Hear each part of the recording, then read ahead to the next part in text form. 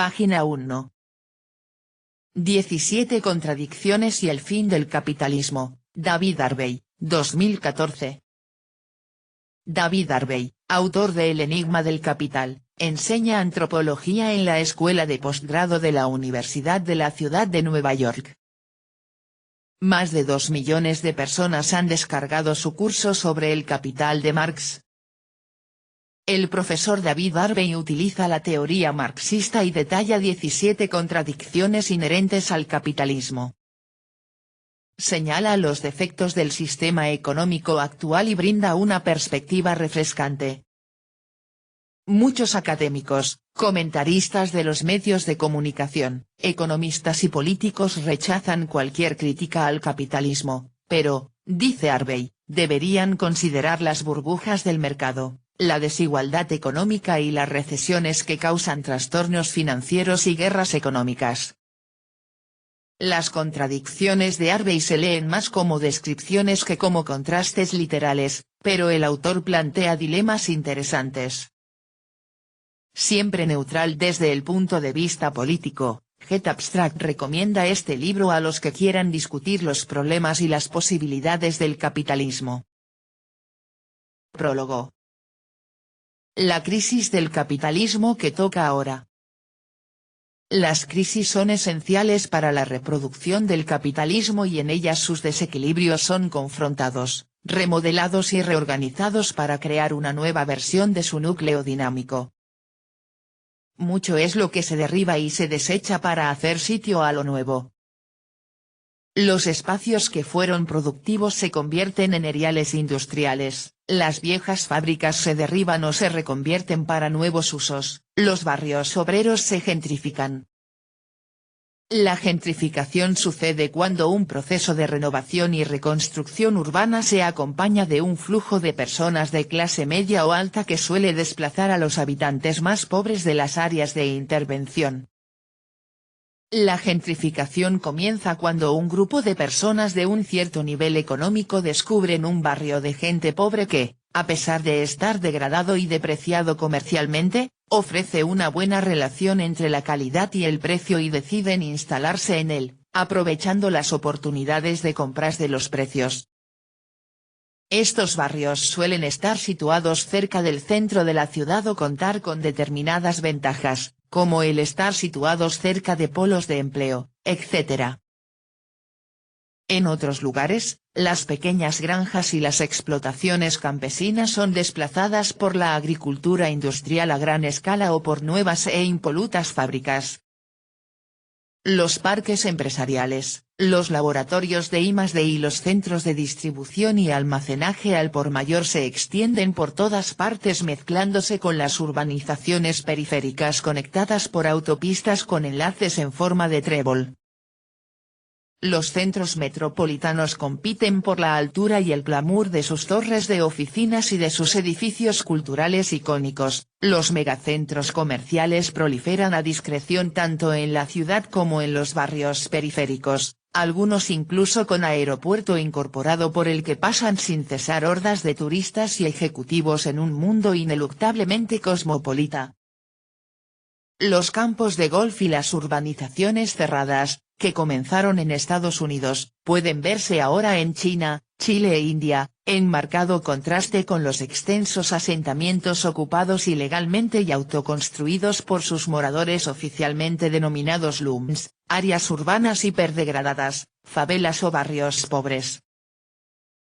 Pero lo más llamativo de las crisis no es tanto la transformación total de los espacios físicos, sino los cambios espectaculares que se producen en los modos de pensamiento y de comprensión, en las instituciones y en las ideologías dominantes, en las alianzas y en los procesos políticos, en las subjetividades políticas, en las tecnologías y las formas organizativas, en las relaciones sociales, en las costumbres y los gustos culturales que conforman la vida cotidiana.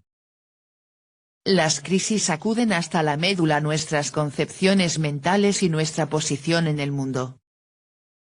Y todos nosotros, participantes inquietos y habitantes de este mundo nuevo que emerge, tenemos que adaptarnos al nuevo estado de cosas mediante la coerción o el consentimiento, aunque añadamos nuestro granito de arena al estado calamitoso del mundo por mor de lo que hacemos y de cómo pensamos y nos comportamos.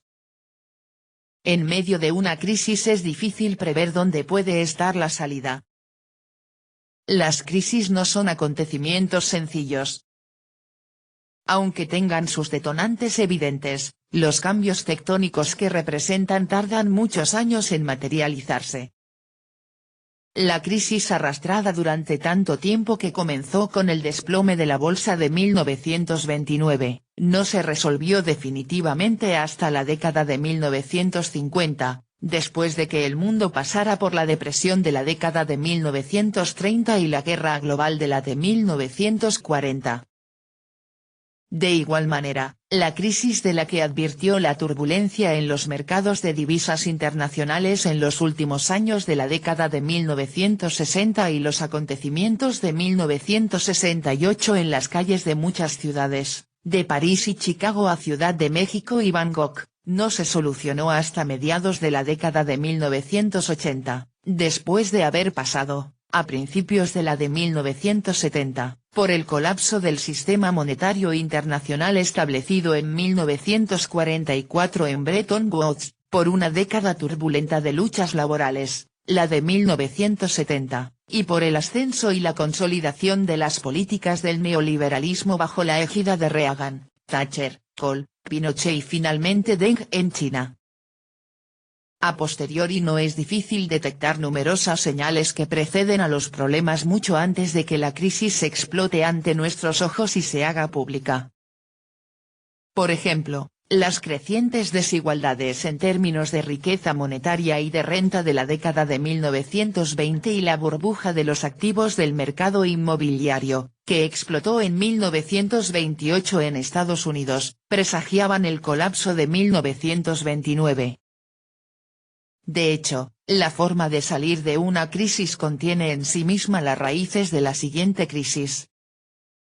La financiarización global propulsada por el hiperendeudamiento y cada vez menos regulada, que comenzó en la década de 1980 para solucionar los conflictos con los movimientos obreros, tuvo como resultado, al facilitar la movilidad y la dispersión geográficas, la caída del banco de inversiones Lehman Brothers el 15 de septiembre de 2008. En el momento que escribo han pasado más de 5 años desde aquel acontecimiento que desencadenó los colapsos financieros en cascada posteriores. Si el pasado sirve de algo, sería necio esperar ahora indicaciones claras sobre qué aspecto tendría un capitalismo revitalizado, si es que tal cosa es posible, pero ya deberíamos contar con diagnósticos concurrentes sobre lo que está mal y con una proliferación de propuestas para enmendar las cosas. Lo que sorprende es la penuria de teorías o estrategias políticas nuevas. A grandes rasgos, el mundo está polarizado entre la continuación, como en Europa y Estados Unidos, sino la profundización, de los remedios neoliberales monetaristas y basados en las políticas del lado de la oferta, que enfatizan la austeridad como la medicina adecuada para curar nuestros males y la recuperación de alguna versión, normalmente aguda, de una expansión keynesiana de la demanda financiada mediante el endeudamiento, como en China, que ignora la importancia que atribuía Keynes a la redistribución de la renta a las clases bajas como uno de los componentes clave de sus políticas públicas. Sea cual sea la estrategia política que se siga, el resultado favorece al club de los multimillonarios que constituye ahora una plutocracia cada vez más poderosa tanto a escala nacional como en el mundo entero, caso de Rupert Murdoch. En todas partes, los ricos se están haciendo cada vez más ricos a toda velocidad. Los 100 multimillonarios más ricos del mundo, de China, Rusia, India, México e Indonesia, tanto como de los centros tradicionales de riqueza de América del Norte y Europa, añadieron 240 millardos de dólares a sus arcas solo en 2012, suficiente, calcula Oxfam, para terminar con la pobreza mundial de un día para otro. En comparación, En el mejor de los casos, el bienestar de las masas se estanca, o más probablemente se degrada de manera acelerada o incluso catastrófica, como en Grecia y España. Esta vez, la única gran diferencia institucional parece ser el rol de los bancos centrales, con la Reserva Federal de Estados Unidos jugando un papel de liderazgo o incluso dominante en el ámbito mundial. Pero desde su fundación, allá por 1694 en el caso británico, el papel de los bancos centrales ha sido proteger y rescatar a los banqueros y no el ocuparse del bienestar de la gente. El hecho de que Estados Unidos haya podido salir estadísticamente de la crisis en el verano de 2009 y de que las bolsas, casi en todas partes, hayan recuperado sus pérdidas, ha sido consecuencia directa de las políticas de la Reserva Federal. ¿Augura esto un capitalismo global dirigido por la dictadura de los bancos centrales del mundo cuya misión principal es proteger el poder de los bancos y los plutócratas? Si es así, ello no parece ofrecer una posibilidad de solución a los problemas actuales de unas economías estancadas y de unos niveles de vida en descenso para la mayoría de la población mundial. Hay también mucha cháchara sobre las posibilidades de una solución tecnológica provisional de los males actuales de la economía. Aunque el entrelazamiento de nuevas tecnologías y nuevas formas organizativas ha jugado siempre un papel importante en la facilitación de la salida de las crisis, este nunca ha sido determinante. Ahora, la fuente de esperanza apunta hacia un capitalismo basado en el conocimiento, con la ingeniería biomédica y genética y la inteligencia artificial en primer plano, pero la innovación es siempre una espada de doble filo. Después de todo, la década de 1980 nos legó la desindustrialización gracias a la automatización, de forma que empresas como General Motors, que empleaba trabajadores sindicados y bien pagados en la década de 1960, han sido sustituidas por empresas como Walmart, cuya inmensa masa de trabajadores no está sindicada y gana salarios bajos, que son ahora los mayores empleadores privados de Estados Unidos. Si la actual oleada de innovación apunta en alguna dirección, es hacia la disminución de las posibilidades de empleo para los trabajadores y el aumento de la importancia de las rentas derivadas de los derechos de propiedad intelectual para el capital. Pero si todo el mundo intenta vivir únicamente de las rentas y nadie invierte en hacer algo, entonces claramente el capitalismo se dirige hacia una crisis de un tipo completamente distinto. No son solo las élites capitalistas y sus acólitos académicos e intelectuales los que parecen incapaces de romper de manera radical con su pasado o de concretar una salida viable de la intolerable crisis de bajo crecimiento, estancamiento, desempleo elevado y pérdida de la soberanía del Estado ante el poder de los propietarios de los bonos de deuda pública.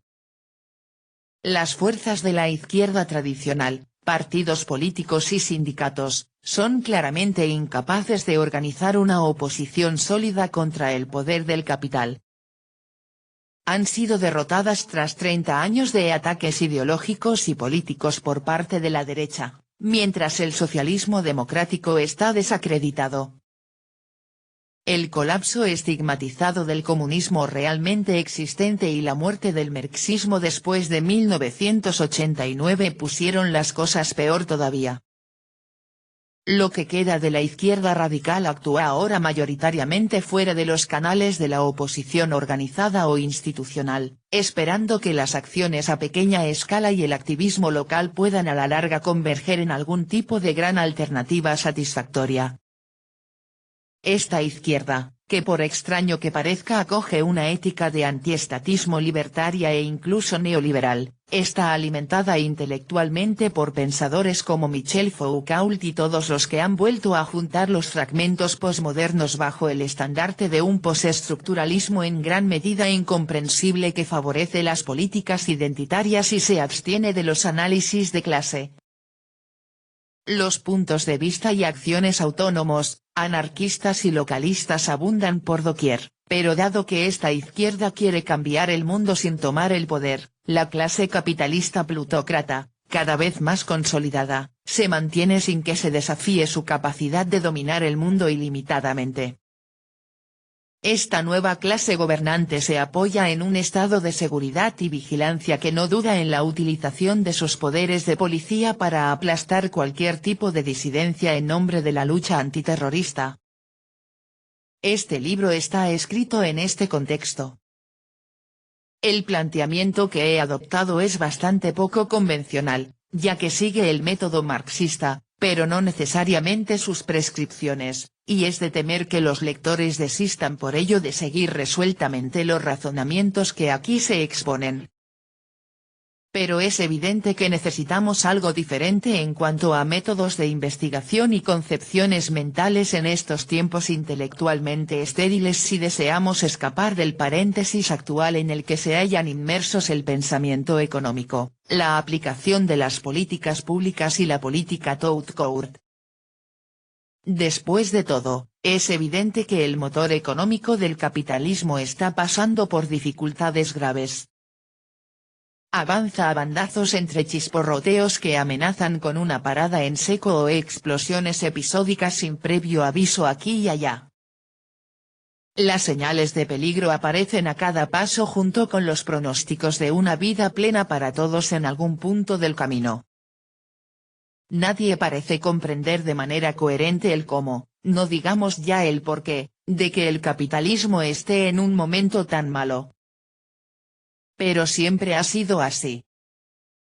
Las crisis mundiales han sido siempre, como Marx dijo una vez, la concentración real y el ajuste forzoso de todas las contradicciones de la economía burguesa 1.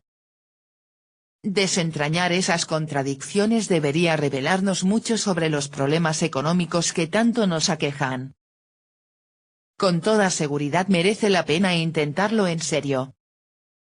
También parecía correcto dibujar los resultados probables y las consecuencias políticas posibles que se derivan de la aplicación de este modo distintivo de pensamiento a la comprensión de la economía política del capitalismo. Estas consecuencias pueden no parecer realistas a primera vista, no digamos ya practicables o políticamente digeribles. Pero es vital que se lancen alternativas, por muy extrañas que parezcan, y si fuera necesario, que se adopten si las condiciones así lo indican. De esta manera se puede abrir una ventana a todo un campo de posibilidades sin explotar y sin reconocimiento. Necesitamos un foro abierto, una asamblea global, por así decirlo, para analizar en qué punto se halla el capital, hacia dónde se encamina y qué debe hacerse al respecto. Espero que este breve libro contribuya de algún modo al debate. Nueva York, enero de 2014. Página 16.